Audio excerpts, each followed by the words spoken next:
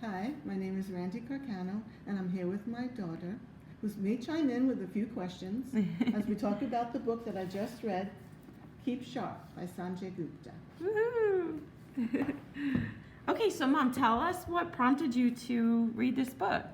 Actually, it was a friend of ours who's been having some trouble with her eyes, and she purchased the book. She had heard about it online, and she started to read it, but because of her sight problems, she was struggling through it. When she told me about it, I offered to read it for her and go through what I find, take notes, and I found it incredibly informative and very encouraging about what good brain health means and how to keep it that way. Wow, that is so sweet. So, okay, tell us about the book. You want to give us an overview? Well, Sanjay is a neurologist, he's a neurosurgeon, and a journalist. And when he starts off, really had me feeling very good about the book. And I'll quote that he says that our brain cells never simply stop growing and regenerating. We continue to have novel thoughts, deep experiences, vivid memories, and new learning throughout our lives.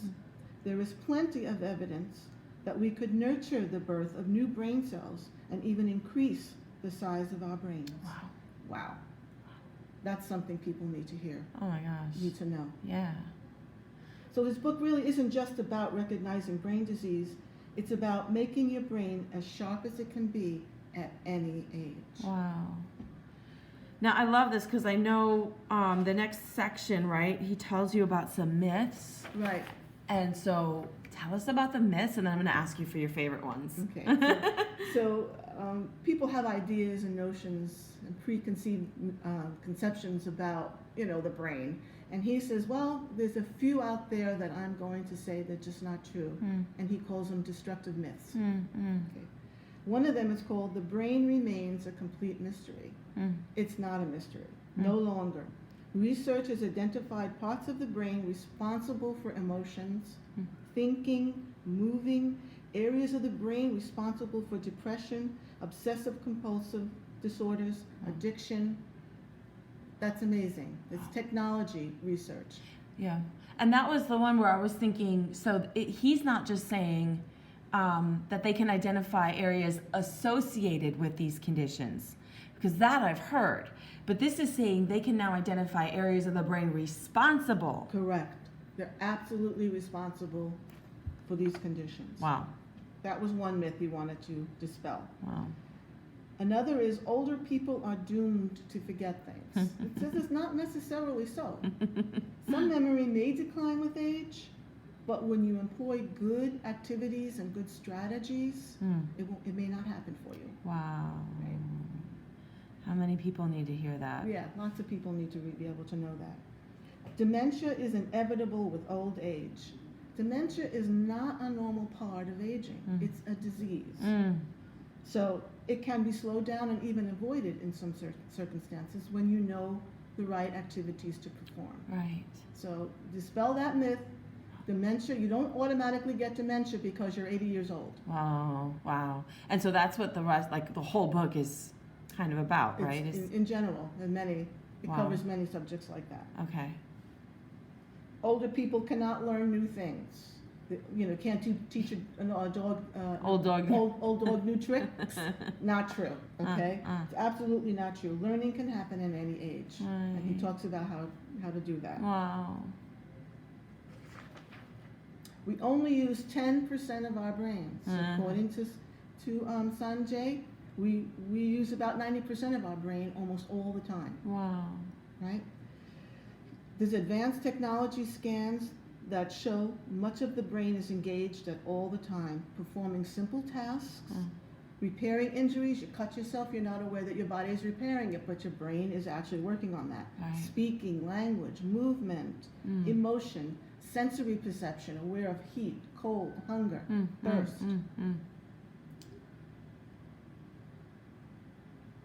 Male and female brains differ in learning abilities and intelligence. Some women are supposed to be better at this, and some men are better at that. It's not really true. I mean, there may be differences in the sexes, but not to the extent that one is smarter or even better than the other. Right. Each individual is unique. So the brains are not significantly different between male and female. But they're still working on the differences. Okay. There are differences, but not necessarily in learning and ability.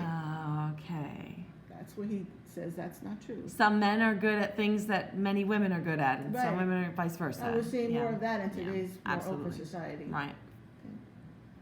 Another myth, a crossword puzzle a day can keep the brain doctor away. I mean, crosswords are good. I mean, they're good spelling and learning and staying brain active. But according to Sanjay, they only use one section of the brain. Huh. And they don't really keep your brain sharp. Wow. Okay. Okay? But So doesn't this- mean not to do them, Uh-huh. but don't only do that. So meaning, in terms of brain exercises, a crossword puzzle is a good one, but there should be other sort of similar And he format. will go through those activities. Okay, cool, what cool. those activities are. Okay. And this is my favorite. Right versus left brain dominance. Not true. Your brain is actively talking to its left side and right side, regardless of your creativity, your technical abilities, how many languages you speak. Your brain is interacting with each side of the brain. So yeah, so Simultaneously. no more of that BS when people be like, oh, the- I'm left brain. Yeah, I'm yeah, right brain. I'm sorry, I'm just a right brain. I'm sorry, I'm just a left brain. It's BS, people. It's just not true. Okay. This is an interesting one. You have only 5 senses. So we think of that our body senses of sight, hearing, speech, touch, and taste. But in truth, the brain has much greater sensory perception than that. There's a sense of body parts. Like you've often heard a person that's been an amputee still senses the arm or the leg that was removed. So your body, the brain is still sensing it. Balance is a sensory perception that comes from the brain. Pain, temperature, feeling hot, cold, or just right. Passage of time. It's interesting, like, like, okay, I've been sitting in this car for the last 20 minutes, but you haven't looked at your watch. But your brain has a sense of time and what's going on around you. Interesting. I kind of want to lose that one. Sometimes, anyway. Not notice it, And your internal needs, like hunger, thirst, or even needing to use the bathroom. Those are all sensory, added to your sensory perceptions beyond the 5 that we just know so well. Wow. Another myth, you are born with all the brain cells you will ever have. The brain damage is always permanent. Adding more information to your brain increases the number of neurons. The neurons is a network of nerve cells and synapses that your brain uses to talk to your body parts, talk to all of the sensory perceptions that we were just discussing. Okay?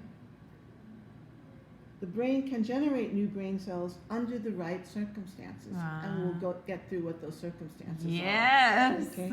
The brain can rewire itself, such as a blind person that has better hearing, right? Or a person that's had a stroke that learns to speak again.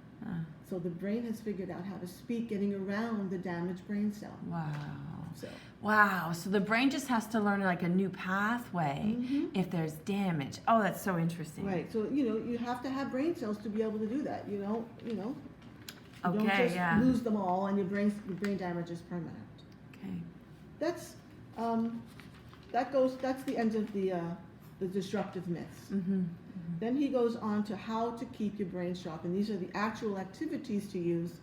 The basic 5 premises are move, discover, relax, nourish, and connect. Okay? Move. We want to keep moving. Physical fitness is absolutely critical to your brain's health and well-being. Regular physical exercise routine. He recommends 150 hours a week. Okay. So basically what that can boil down for some people that aren't into Zumba, for example, walk for 30 minutes, 5 times a week, you got your 150 hours. Minutes. Minutes. Okay. Minutes. Big difference. 150. Did I say hours? Yeah. No, minutes. I was about to say maybe he meant per month. 150 minutes per week. Good. Okay, so that's so right. So 150 minutes. What is that in hours? I don't even know. So 6 is just over 2 hours. 2.5 hours. Yeah, 2.5 hours. So he's saying now that's probably a minimum. A minimum. Okay. But that's what he recommends at the least, right? To do. And absolutely choose something that works for you. Don't try to go do something that you're going to damage yourself or hurt yourself or know you won't stick to. Makes absolute sense. Yeah. Right? Yeah. He on page 106, he talks about the benefits of exercise and he details them highly. And then page 111, he talks about the types of exercises that you can do. Cool. Swimming, jogging, yoga, Zumba, Yeah. meditation, Awesome. walking, fast walking. Not just a slow crawl, Yeah. really good, get your heart rate up a little bit. It matters. And something I add, because I'm a fitness trainer, but the Mm-hmm. person watching might not know. But as a personal fitness trainer, I tell people, like, if you say fast walking, well, that's a relative term. So my fast is different than probably someone else's fast walking. So you always, I know you guys can't see me, but you always want to kind of judge whether you're pushing hard enough based on how you feel, not how someone else looks. So I just wanted to add that. Exactly how you feel. Exactly. When you feel your heart rate going up, then you know you're doing something a little sturdier. Yes. More strenuous than just simply, Exactly. A little pink in the cheeks is a good sign you're doing it. That's all, Learning and discovery. Wait, so that's 2. That's number 2. Okay. So the first one was move, and move basically was physical fitness. Okay. And all kinds of moving. I mean, even just going around and doing housework is movement. If you're going to stay, one of the things he says, if you're going to sit for over an hour or more, break it up. Every hour, get up and just walk around for 2 minutes. That's move. You don't have to do a jog. You don't have to do a strenuous 30-minute walk. But if you're going to be sitting for an hour, just get up every 2 minutes. Just get up for 2 minutes. That's okay, good. So number 2, learning and discovery. The power of purpose and motivation. Getting in the flow. That's on page 129. How to immerse yourself in an activity without distraction or agitation. Staying deeply focused, enjoying the moment of the intense energy. Wow. Okay? Learning new things. He also recommends speed training games, video games designed to improve brain health and function. They generally perform specific tasks. Okay. And one of the brain exercises online that I've done with Grandpa is takes at the top of this, starting of this game, you get a square and a triangle. And it'll say, which side has more squares or which side has more triangles? And you have to click the OK button. And it goes through a series of those. And then it'll say, pick the square or pick the item that moves the fastest. So a bunch of them are moving, but you have to select the one that's moving the fastest. Oh, interesting. Right? Another one says, pick the one that is more of this type in this column. So you've got a circle and a triangle. Pick the column that has more circles. And does it happen like on a time? Like you have to do it quickly? It gives you a few seconds to do it. Oh. And some of them are moving, and some of them are stable. So your brain, your eye contact, your hand contact, these activities, they are timed. And they're like a video game. Yeah, I've done stuff like that. Actually, there have been nights where I couldn't sleep, and I used to have this brain game app that I would be up, and I would just be up, but it was so much fun. And then it gets harder with every level, and you feel like my brain is growing. And so, some of them are mathematical, simple math, more complex, simple adding, simple subtracting, pick the right answer. So even for a person at any age who maybe wants to improve their math skills or something, can work that weakness a little bit by training the brain this way. It's also the activity that we're talking about here. Okay. This is all about learning and discovery. Okay. So if it forces you to relearn certain things you might have forgotten, like simple basic math. You're so used to having a calculator in front of you, right? You don't do the simple math. Well, here, this is a game. to keep you engaged with I'm that. laughing because last night I had to like write out air write. You know when you air write? I just wrote on the Right. wall with my finger. But I literally had to air write a division problem. I forget what I was trying to figure out, but like I was dividing something by 2 of all numbers. And that's funny. Okay, sorry, go on. Okay, so we'll go on to the next one. Need for sleep and relaxation. It's absolutely critical. And I'll just quote you one thing that he says, billions of molecular tasks occur during sleep, so you can live another day. That's a pretty powerful message.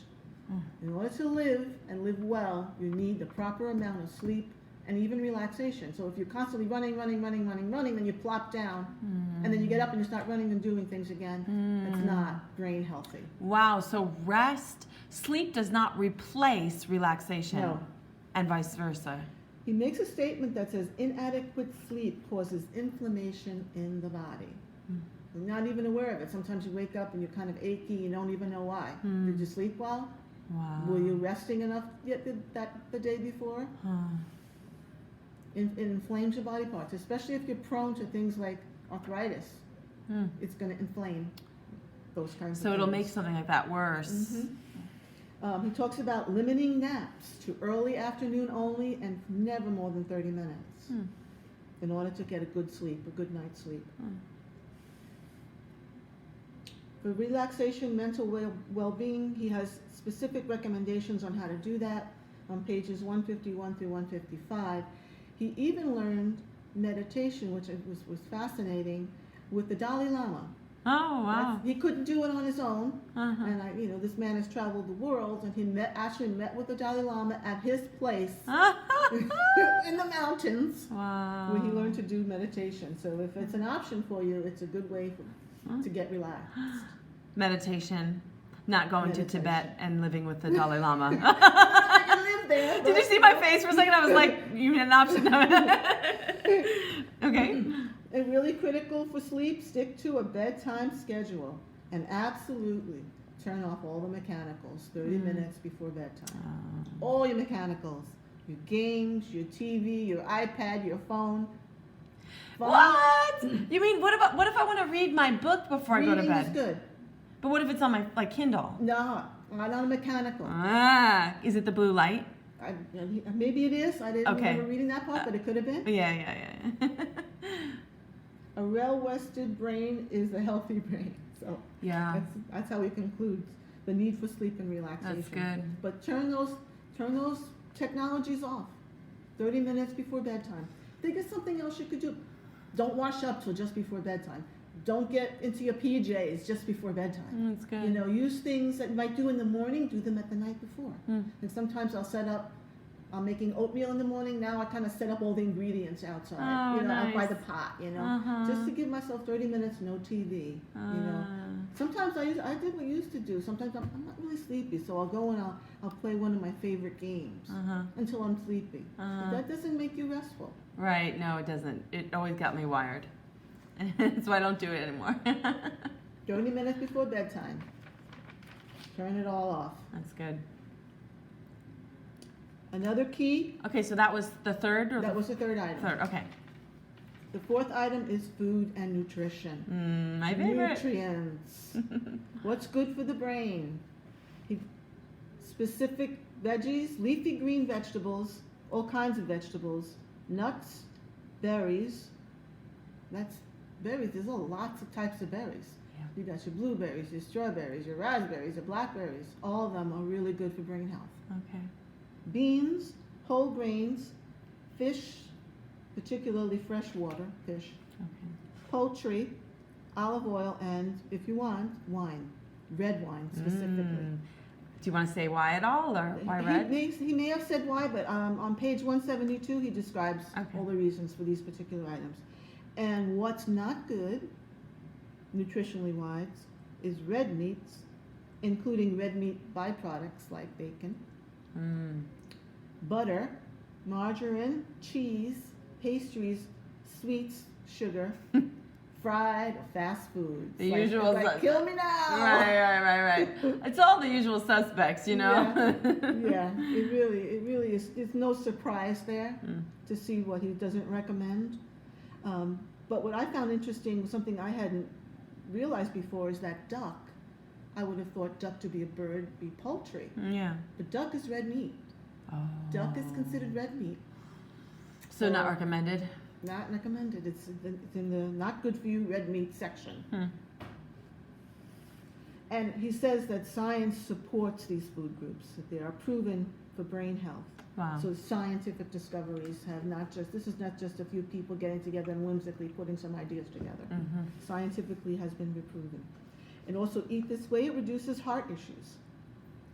1 or more servings of fruit a day, especially the berries and the fresh fish, reduce heart issues. So it's interesting to note that.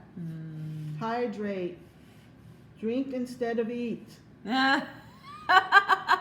Get rid of soda. Yeah. Diet or regular soda.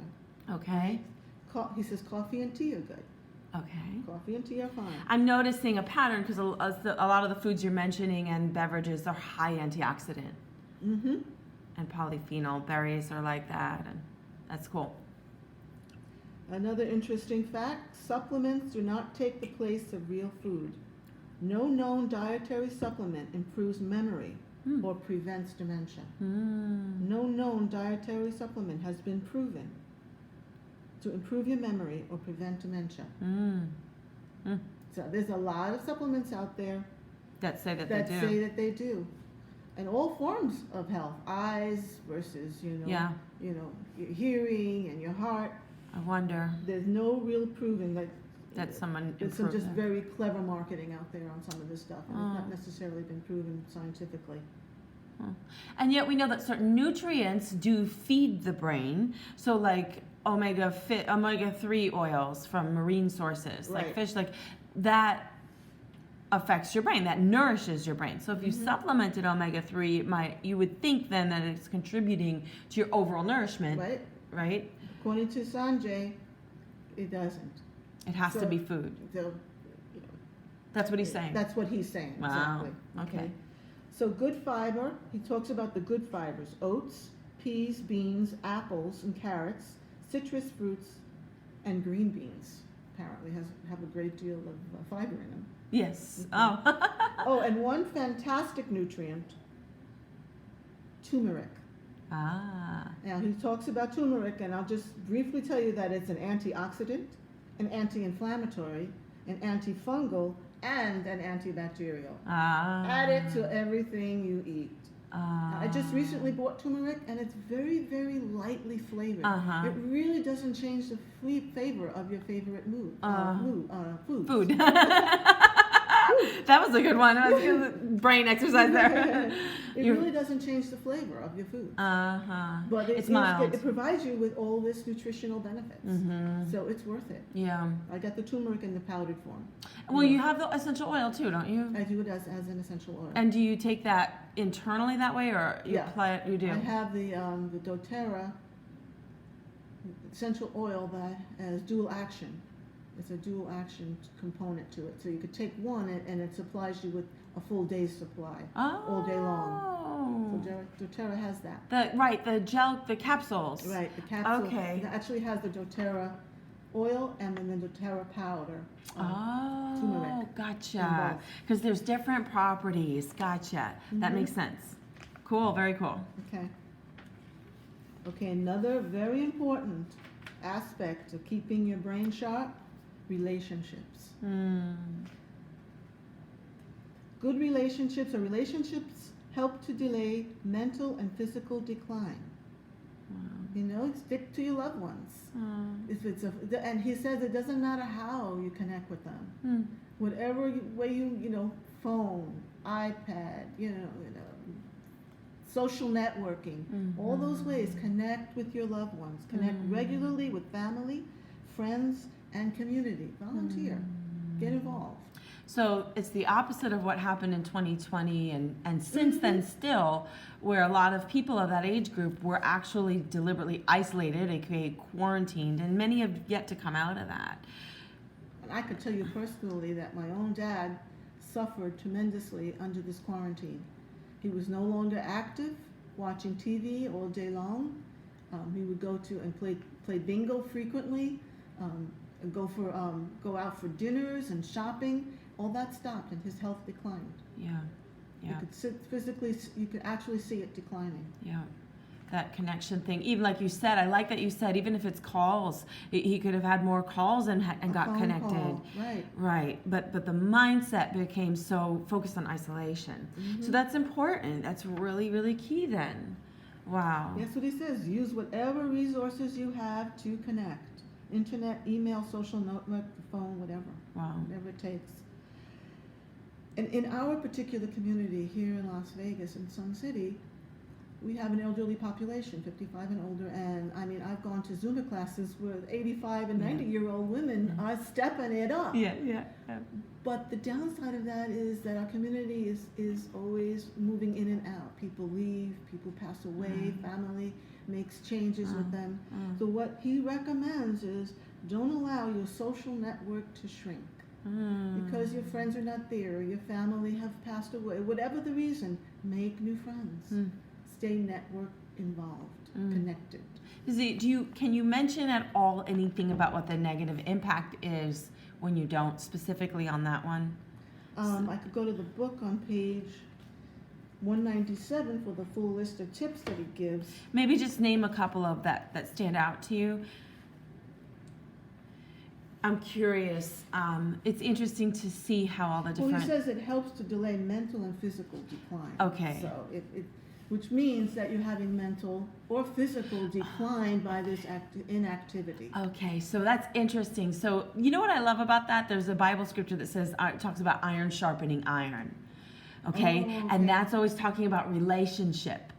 So that's very interesting. So you have brain exercises that scrub your brain and that get your brain strong when you're playing those games. And you have physical exercises that do that. But then you have people who also, like our conversation right now. That's and amazing. Nourishment. Right. And nourishment, right. And all those things. But that interaction with other human beings works aspects of our brain. That's right. And it's all interacting together. Yep. I love it. Okay, so anything else on that one? That was the fourth point, I think. That was the fifth point, the social. Oh, that was the last one. relationships, Okay. Right. Food was 4, relationships were 5, really critical. So he concludes with, actually he provides a 12-week program to sharpen your brain and achieve those 5 important goals. Oh, That we talked about. So he says it takes 12 weeks to kind of... He has a 12-week program that he recommends that you utilize his program in the book to move, discover, relax, nourish, and connect. Wow. All right. That is located on pages 203 to 215. All right. So is there anything else that you want to add about this? He does have a number of websites where people can connect. And since my dad is suffering, or your grandpa is suffering from early stage dementia, I wrote down the Cleveland Clinic, which is here in Las Vegas. They diagnose and treat cognitive disorders and have support services for the family. Oh. And he has it, the website is my.clevelandclinic.org/departments/neurological/department DEPTS/brain-health. It's a big, long link, but it might be worth it to you to look into it. And then he also provides some adult daycare centers. Adult daycare centers are for the later stage, with Alzheimer's. Okay. And they have activities, they're socializing, relationships, and therapies. Also, he recommends if you want to get involved in a clinical trial. It encompasses a lot of the different aspects that we talked about. And a company called AARP has a book called Bookwise Moves. Okay, when living at home is no longer safe. This is a book that gives you ideas on how to handle that. Does that help you assess also when your parent might be in need of more care? And that's also in part of his, in the beginning when we talked about the 12-step program, he has, not the 12-step 12 week. program, he has 20, I believe it's self-assessment. Oh, He has a yes. self-assessment of 24 questions. Okay. Okay? On pages 21 and 22 to help determine risk factors for brain decline. Okay, yes. So So you you can, definitely want to go through that and see if there's anyone that you know or love right. that may be going through something like that. That's amazing. All right, well, thank you so much. Show us the cover one more time, just so we can get a good look at it. We'll link it in the video. Yay, how beautiful. Thank you, Sanjay. All right, guys, we'll talk to you soon. Okay, bye-bye.